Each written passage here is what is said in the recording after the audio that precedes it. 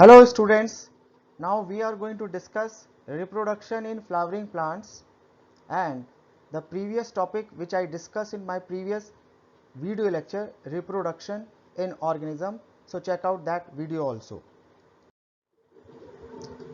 Now we'll start discussing about the structure present in the flowering plants.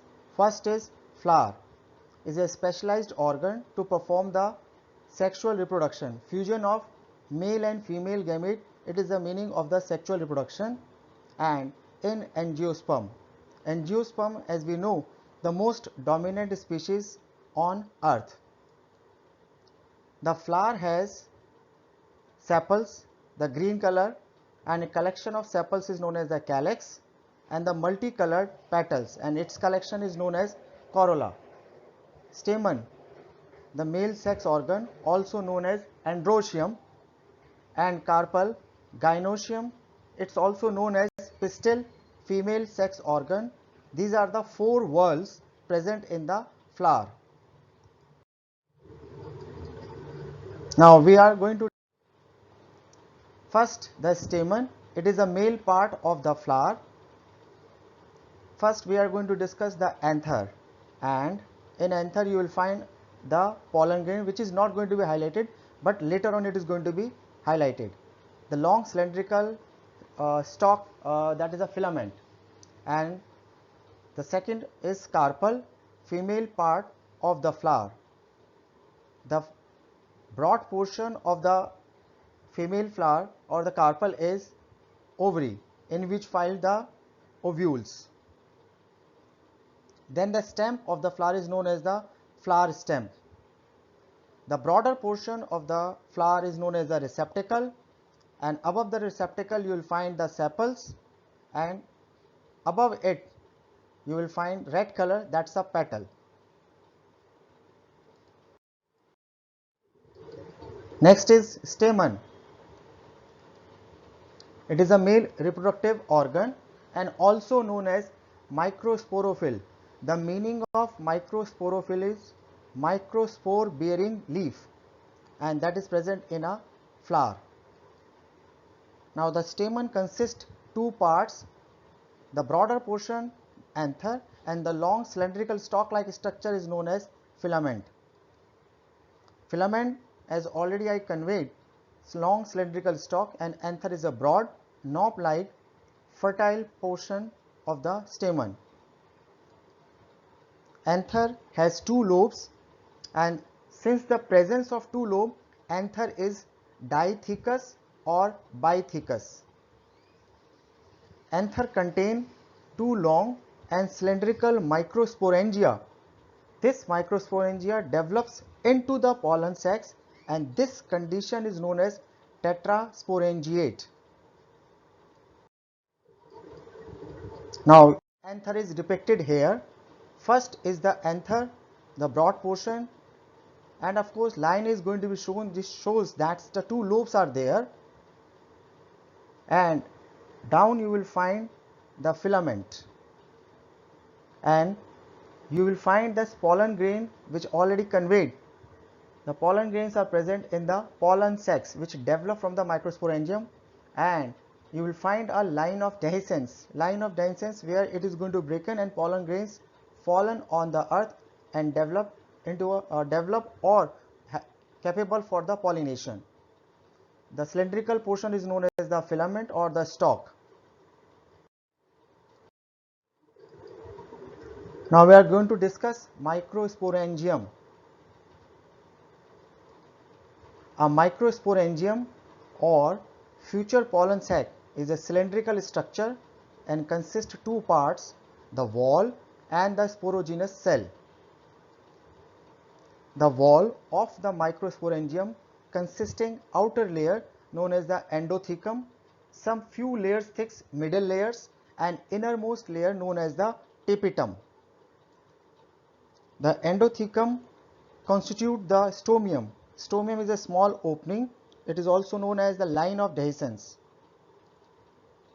The cells of the middle layer later on degenerate and provide the nourishment to the growing microspore mother cell, also known as MMC.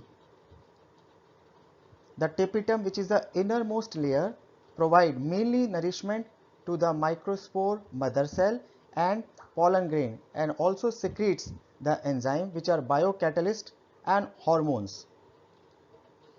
The microspore mother cell develop the tetrad. Tetrad means 4 haploid microspore or pollen grain. Now the diagram, the epidermis is showing over there. The next is the endothecum.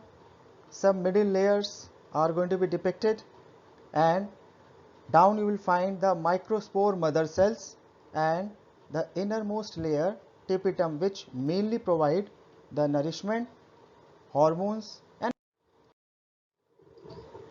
now we are going to discuss pollen grains.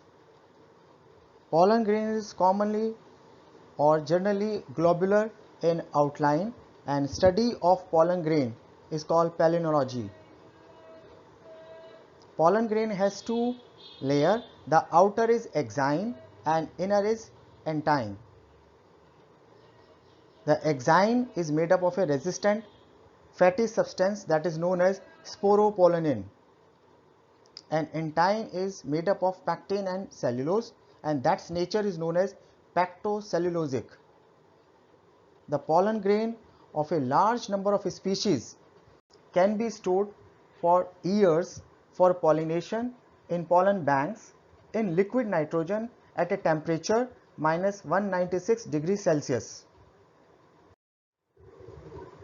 Now you are going to see the generative cell, and of course in the generative cell you will find the generative nucleus.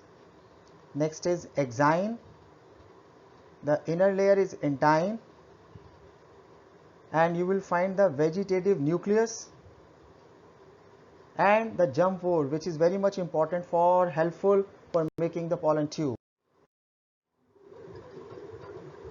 Now we are going to discuss male gametophyte. The pollen grain or microspore is the first cell of the male gametophyte. Gametophyte is haploid or haploid in structure.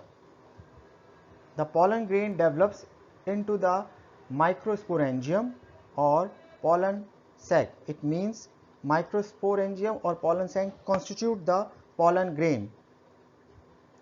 The protoplast, a living substance of the pollen grain, produces two cells, the generative cell and vegetative cell, which I already discussed in previous diagram. In some species, generative cell divides into two male gametes at the time of dehiscence.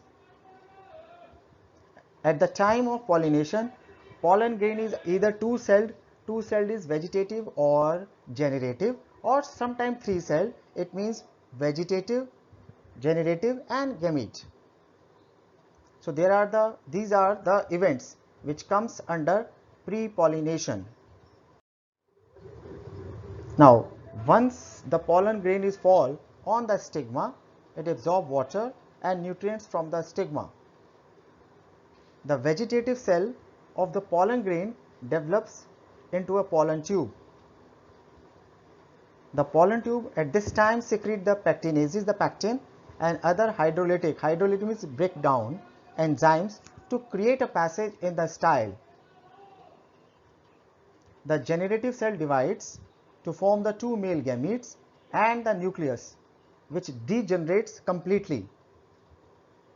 The pollen tube now contains the dense cytoplasm and two male gametes. So these are the events which comes under post-pollination. Now we are going to discuss gametophyte. You will find the layer of the pollen grain is exine, the outer layer, then inner layer is entine, then you will find a broader vegetative cell, and of course a narrower generative cell. And now since after the development, the male gamete or the pollen grain form from the generative cell at the time or during the germination of the pollen grain. The first diagram shown a developing and the second diagram is showing the developed. Thank you.